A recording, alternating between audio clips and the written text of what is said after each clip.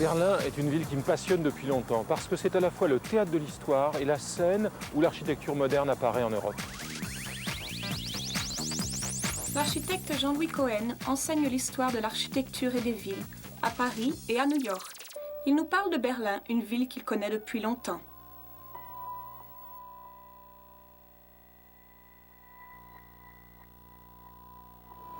Je me souviens de Berlin en juillet 1961. J'avais pris cette photo de la porte de Brandebourg et on pouvait passer à travers. La place était vide. Quelques semaines à peine plus tard, le mur était construit et ce passage au travers de la porte serait impossible pendant 38 ans. Berlin est une ville très jeune en Europe. Inutile de chercher des colonnes romaines, on n'en trouvera pas. Ce qui se passe sur ce site de la Spree, cette rivière assez plate, c'est que finalement deux villes sont créées au début du XIIIe siècle. L'une s'appelle Berlin, l'autre s'appelle Köln. Et puis toute une série de faubourgs vont suivre de chaque côté de la rivière. Le tournant décisif, c'est quand le duc de Hohenzollern devient électeur de Brandebourg en 1425. Il s'installe à Berlin, qui prend le statut de ville de résidence et qui va se développer considérablement, notamment au XVIIIe siècle avec la création de cette grande avenue qu'est Unter den Linden, de cet axe nord-sud fondamental que sera la Friedrichstraße, et surtout avec la délimitation de la ville par un mur d'enceinte dont la porte de Brandebourg est la dernière entrée. Une promenade avec Jean-Louis Cohen en 5 époques, qui commence par le Berlin des rois de Prusse au début du XIXe siècle. Unter den Linden, embellie avec ses édifices baroques, est devenue l'avenue prestigieuse de la capitale.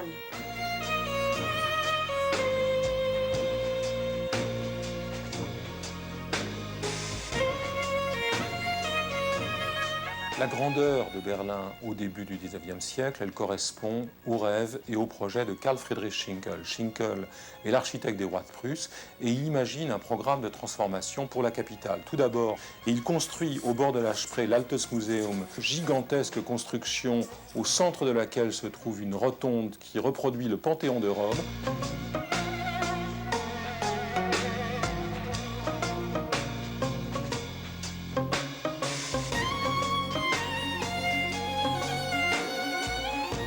Il dessine et construit sur Unter den Linden le corps de garde.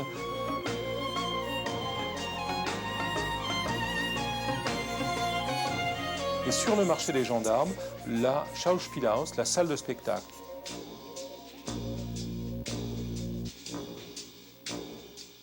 Tous ces éléments construits et ceux qui étaient imaginés par Schinkel avaient un seul horizon, Athènes. Il s'agissait, en deux mots, de créer Athènes sur les bords de la Spree. Tout au long du XIXe siècle, Berlin subit une formidable poussée démographique au point de rattraper son retard sur Londres et Paris. La révolution industrielle en marche bouleverse le paysage de la capitale. La figure la plus typique de Berlin après l'unité, à la fin du XIXe siècle, c'est plus le triangle de la Friedrichstadt, c'est plus le système des faubourgs ou l'enceinte qui a disparu, c'est le chemin de fer urbain, le S-Bahn, en forme de tête de chien sur le plan de Berlin, traversé par une ligne médiane très importante, surélevée, qui permet la découverte de tout le centre de la ville, encore aujourd'hui.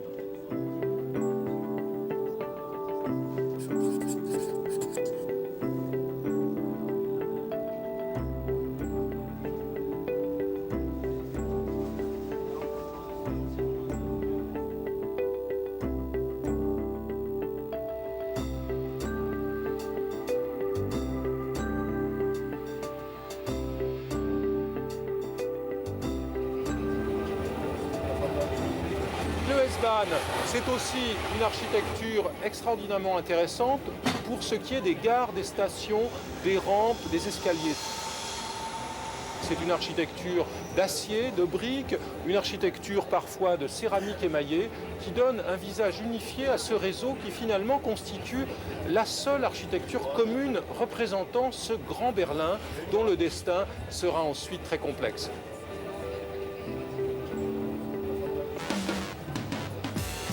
Le S-Bahn, chemin de fer très moderne pour l'époque, finalement reflète ce qu'est l'identité du Berlin à la fin du XIXe siècle. C'est la capitale mondiale des entreprises électriques. On appelle Berlin à l'époque Chicago sur la Spree ou bien Electropolis.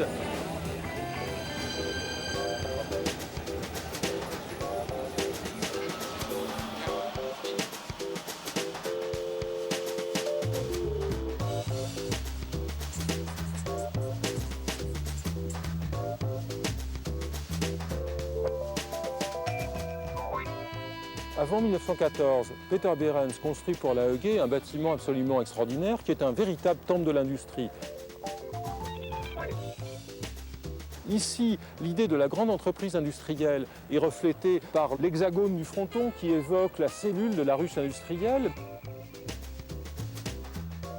Mais l'idée du monument, elle, est portée par le jeu des vitrages qui, sans aucune nécessité constructive, sont inclinés de manière à renforcer le mouvement du bâtiment vers le haut. En 1918, au lendemain de l'abdication de leur empereur Guillaume II, la République de Weimar est proclamée. Pour Berlin commence une période d'expansion urbaine avec une vie culturelle créative qui reste un des épisodes les plus importants de la capitale allemande.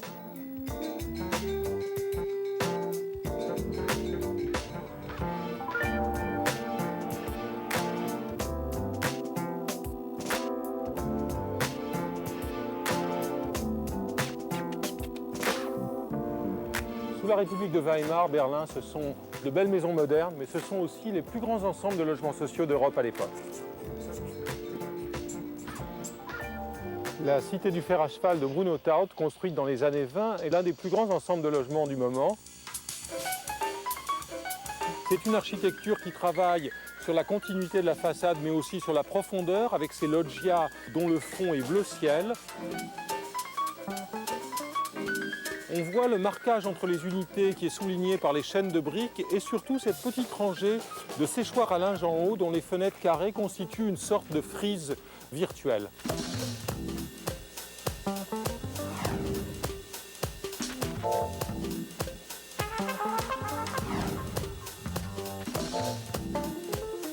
Pour exprimer l'idée de la communauté autonome à l'intérieur de la métropole, Bruno Taut choisit des couleurs incongrues sous le ciel berlinois. Il va les chercher dans les villes de la lagune de Venise, Burano, Torcello, où les habitants les utilisent tous les ans, peignant eux-mêmes leurs maisons pour bien montrer leur adhésion à ce paysage collectif. 1933 marque l'arrivée au pouvoir d'Hitler et la fin de toutes les utopies. Berlin devient alors la capitale d'un Reich destiné à asservir l'Europe entière.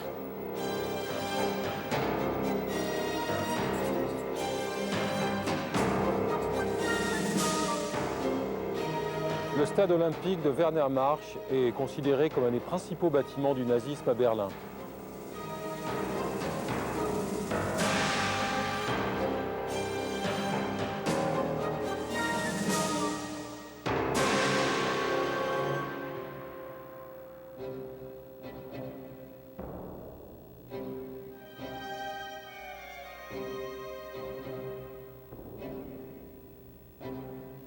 C'est un bâtiment qui représente une des dimensions de l'architecture nazie, cette célébration du classicisme, ce désir d'identifier cette Allemagne qui se voulait millénaire à la Grèce.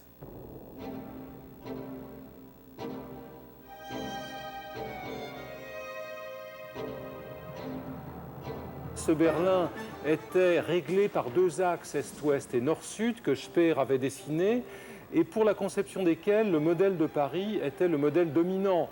Hitler, d'ailleurs, ne fit-il pas, juste après la défaite française de 1940, le voyage de Paris un beau matin pour inspecter de son œil d'architecte amateur les perspectives haussmanniennes et essayer de façonner ce grand projet dont seules quelques démolitions furent effectuées.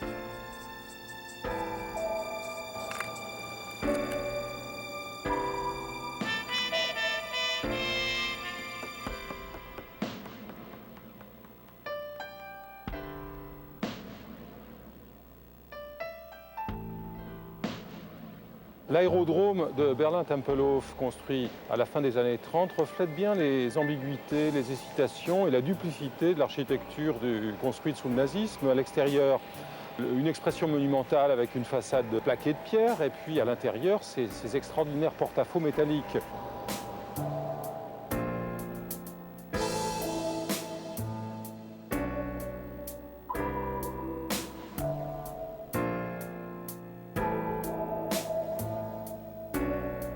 Il faut imaginer la situation de Berlin en 1945.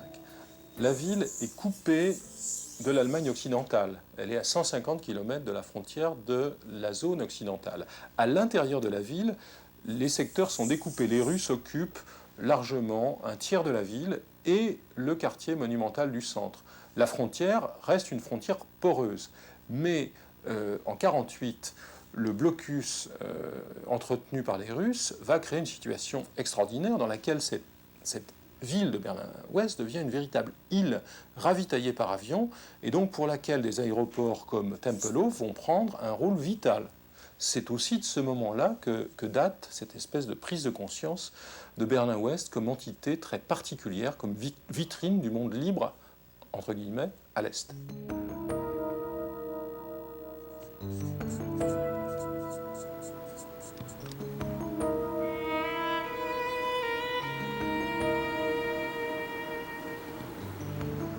Là, nous sommes Frankfurter Allee. C'était une des grandes voies qui reliait Berlin à l'est de l'Allemagne. Les soviétiques à Berlin-Est, après la création de la RDA, commencent à importer leurs idées et leurs emblèmes.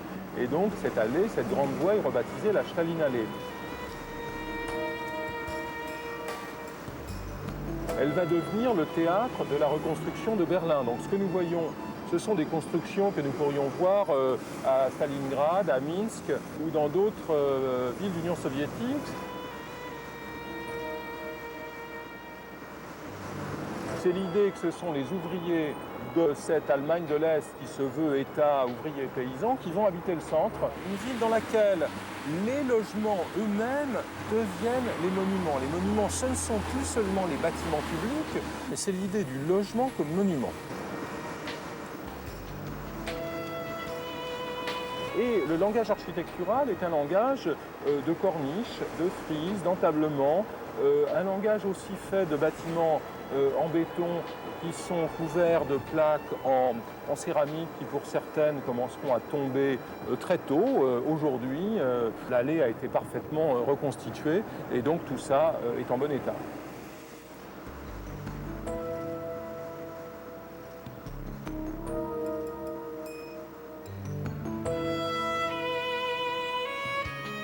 J'ai très bien connu le vieux Henselmann, qui est l'architecte de tout ça. Le vieux Henselmann disait, quand on lui disait « mais tu fais quand même de la merde », il disait je dessine aussi bien que je peux et je construis aussi mal qu'on m'en donne les moyens ».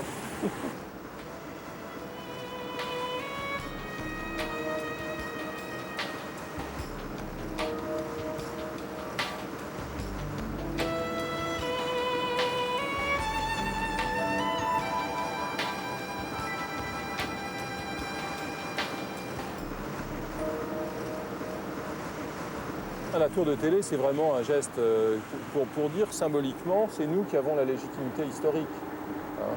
Berlin est la capitale de la RDA. Donc la capitale, ça se marque par une tour Eiffel, par un Capitole, par un grand bâtiment.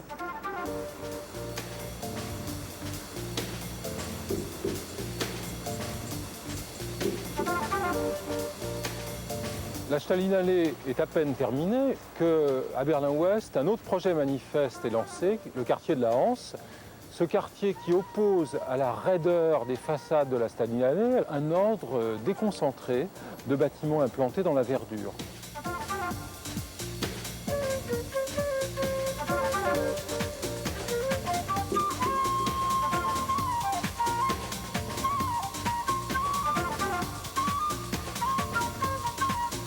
On pourrait dire dans une certaine mesure que ce plan libre du quartier est une métaphore de ce nouveau concept forgé pendant la guerre froide, le concept de monde libre. Et pour faire cette démonstration, les Berlinois vont chercher Gropius, le fondateur du Bauhaus, qui a émigré aux États-Unis depuis 1937 et qui fait un bâtiment incurvé percé de balcons et assez élégant, et aussi Alvar Aalto, le Finlandais, qui réfléchit à une question très intéressante pour le logement de cette période, qui est d'essayer d'introduire de l'élégance, de la singularité, de la qualité dans un volume extrêmement simple, un volume prismatique tout à fait élémentaire.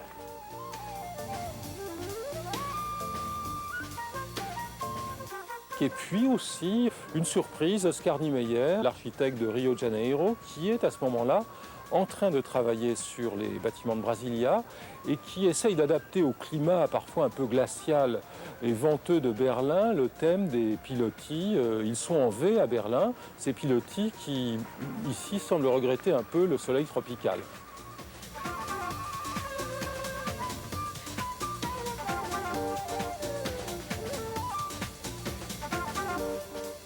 Dans ce Berlin divisé, où sont construits à l'est la Stalinallee et à l'ouest le Hansa-Viertel, la limite entre les secteurs est encore très poreuse. Et en 61, cette limite poreuse que constituait la frontière entre les secteurs devient un problème politique. C'est-à-dire que les citoyens de l'Est qui vont gagner des marques ouest ont un niveau de vie qui détruit complètement le système social de l'Est et qui constitue une menace politique pour le régime communiste de Pankow.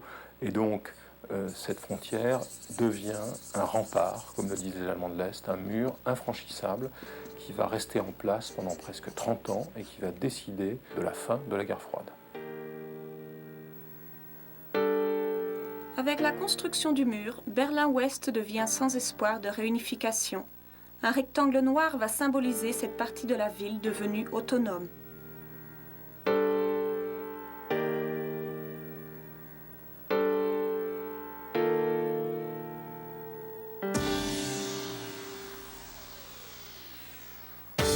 La National Gallery est le point de départ d'un vaste chantier de construction contemporaine.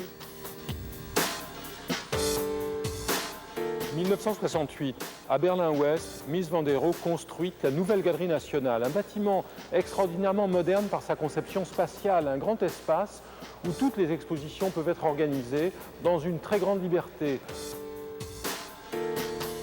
Ce bâtiment est coiffé d'une grande toiture de métal. Celle-ci est montée sur place au sol, puis levée sur des vérins pour être posée sur ses 8 colonnes.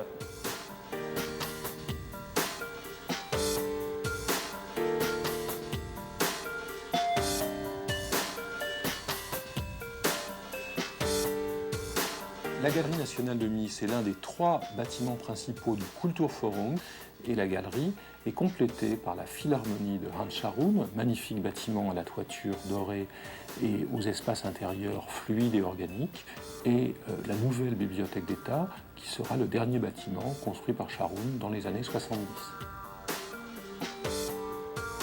Après la destruction du mur et la réunification en 1990, les nouveaux pôles de cette capitale de l'Allemagne réunifiée vont devenir un pôle politique avec le Reichstag et un pôle commercial et un pôle symbolique aussi du pouvoir retrouvé des grandes entreprises sur l'ensemble de l'Allemagne autour de la Potsdamer Platz.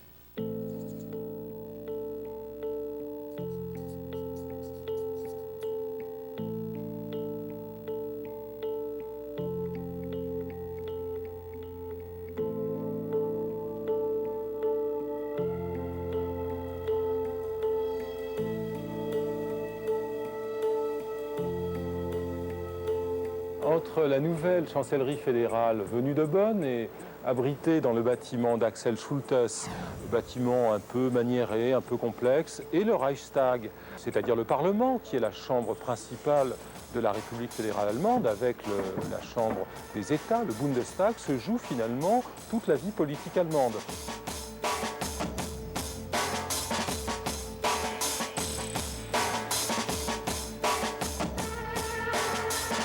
Aujourd'hui, le bâtiment devient un lieu de visite, un lieu de promenade, avec cette coupole que Norman Foster a dessinée, en y intégrant une rampe hélicoïdale qui permet de découvrir progressivement à la fois vers l'extérieur le paysage de Berlin, du nouveau Berlin, et vers l'intérieur le spectacle des parlementaires au travail assidûment à construire le nouvel État.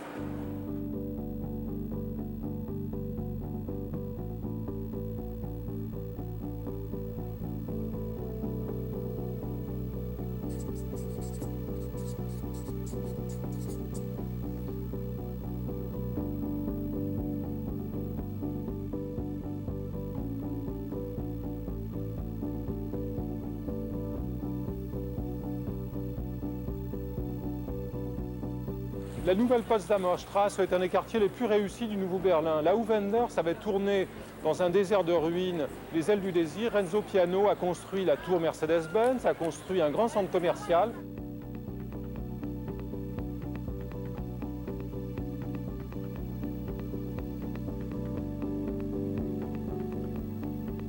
Un quartier au fond tout à fait animé dans lequel les plaquettes de briques de façade donnent une cohérence à des édifices de métal ou de béton et donnent une image assez intéressante d'un Berlin du 3e millénaire dans lequel les textures évoquent parfois celles du Berlin des origines.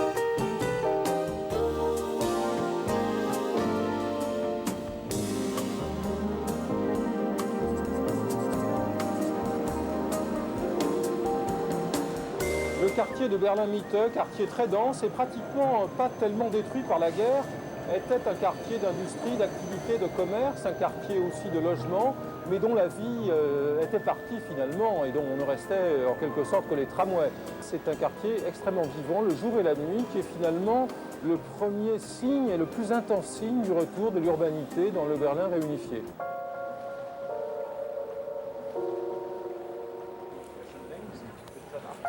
Les Hackeschenhöfe sont des cours industrielles et artisanales qui étaient restés assez à l'abandon à Berlin-Est et qui prennent un relief tout à fait différent aujourd'hui avec ces clinkers qui ont été restaurés. C'était des cours dans lesquels on trouvait des ateliers mais aussi des habitations. Aujourd'hui, ce sont des bureaux de firmes de cinéma, des lofts, des restaurants, des boutiques de design. Et elles deviennent un lieu très commercial, certes, mais un lieu de recréation d'une urbanité qui manque parfois de certains lieux comme la Friedrichstraße, par exemple, restaurée, reconstruite, mais fondamentalement très ennuyeuse.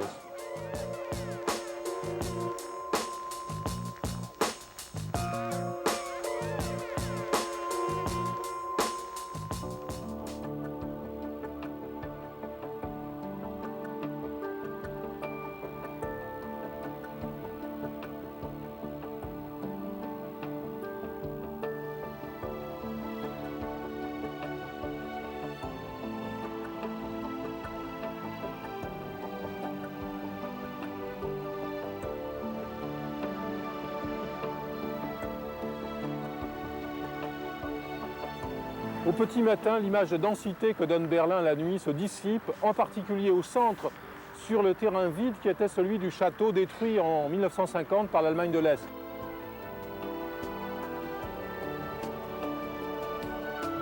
Que va-t-il se passer sur ce terrain? Il est clair aujourd'hui que le bâtiment du Palais de la République, en dépit de sa médiocrité architecturale, un bâtiment auquel les Berlinois de l'Est sont très attachés, va être préservé pour l'essentiel.